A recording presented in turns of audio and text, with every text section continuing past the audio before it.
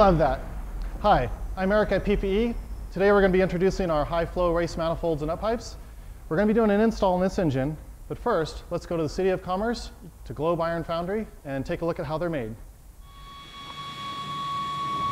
We're here today in the City of Commerce at Globe Iron Foundry. John Plateau here is going to take us on a tour and tell us a bit about what goes on here and on the production of our high-flow race exhaust manifolds. John, our casting is a hollow casting. What's involved with getting those passages in the casting? Well, basically we use both an external and an internal sand process. The internal process is something we refer to as a shell core, and that is sand produced in a box. It forms the shape of the manifold on the inside, and it's a resin bonded sand cured with heat. Well, these are the shell cores that we use, and they're made out of a resin bonded sand, and it's heat cured. And they will be going into those molds. But this is a Hunter HMP10 automatic molding machine, and the process is known as green sand. Sand is mixed with clay and water, and the machine compacts the sand around a pattern. As you can see up there, there's a pattern. Okay, let's walk over and take a look at that.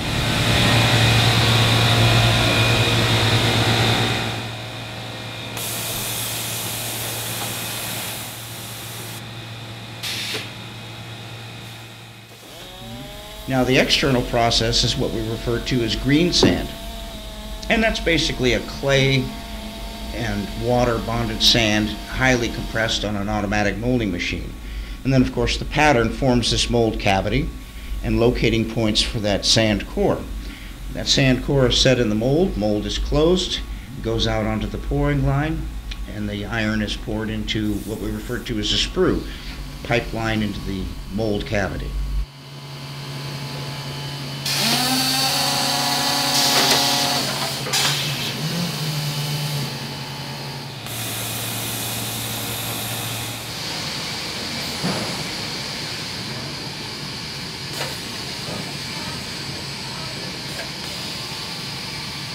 Material coming out of the furnace? Approximately 2,750 degrees Fahrenheit. That's some serious temperature. It is. As far as the metallurgical aspects of it, we fundamentally use some steel scrap. We raise the carbon with graphite. We add a few ferroalloys such as silicon, and then in the magnesium treatment to produce ductile iron, we use a magnesium ferrosilicon alloy and some ferromolybdenum, and we heat that up without giving away too many secrets. We heat it up to about 2,750 degrees, and then we go over to the mold.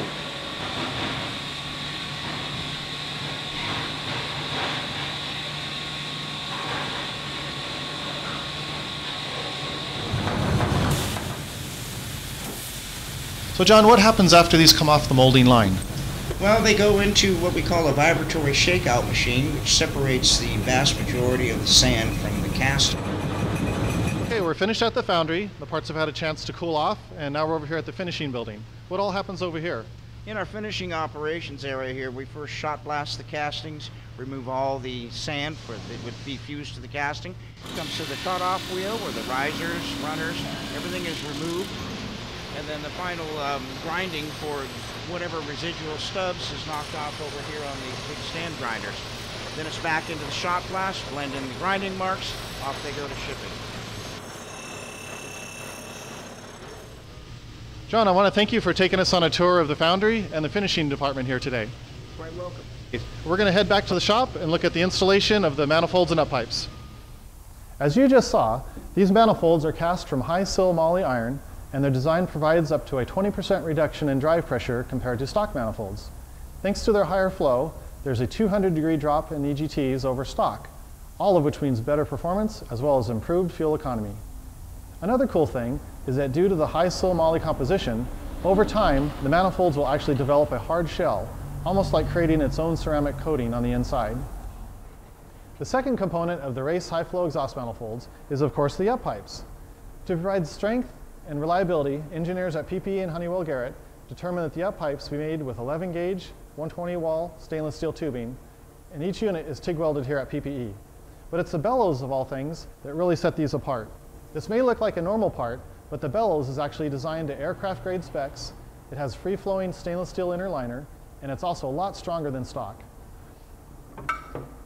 Look how this stock unit ballooned out under the extreme pressure. Ours won't do that. Included with each manifold and up-pipe kit are both left and right manifolds and both left and right up-pipes and bolt set. Now the up-pipes are available in a couple variations. For stock single turbos, we've got the standard clearanced up-pipe. We do have a round pipe here for twin turbo or compound turbo systems, and this is an industry first, a Y pipe for use with the factory EGR. So that's the what and some of the how on PPE race high flow exhaust manifolds with up-pipes. But now we'll show you how they are to install. They really do just bolt on. With us today is Corey Maka to do the install on the race manifolds and up-pipes. Corey, what's the first step that we've got to do here? Well, first, since we're working on engine outside the truck itself, it's going to be a little bit easier. The first thing you want to do is remove your inner fender liners on either side. Give you a little bit more access to the manifolds. So what you need to do is you get up on top of your motor, and you're going to be pulling off your heat shielding and your downpipe. Okay. That'll give you access to your EGR and your up pipes. Okay, that sounds good. Let's go ahead and get some of these bolts removed, and we'll see the first step. All right. A couple of bolts for the manifold.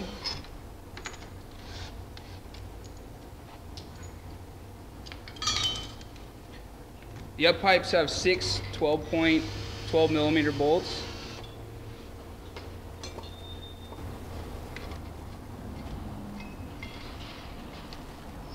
You retain the factory gasket. You'll actually be reaching across the motor to access the hardware.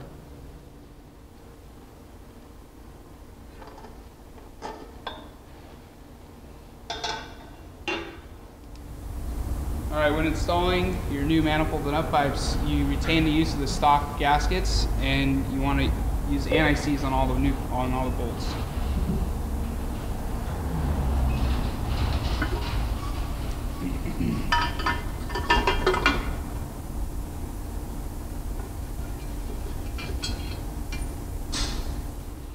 We've got the up pipes installed.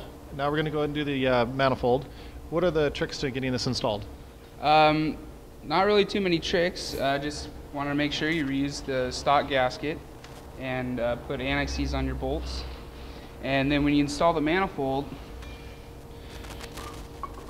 just like with any exhaust manifold, you're going to want to work the center bolts to the outside as you tighten them.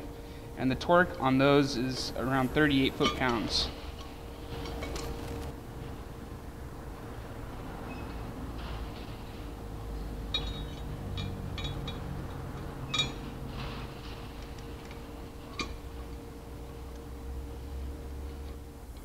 Okay, so we've got our manifolds and up pipes installed. Bolts are torqued.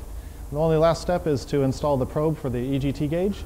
Now there's actually a boss on either side, so if you've got 2 gauges or you're running boost pressure and EGT, you're all set to go. The average install time is 6 hours, and the performance gains are well worth the effort.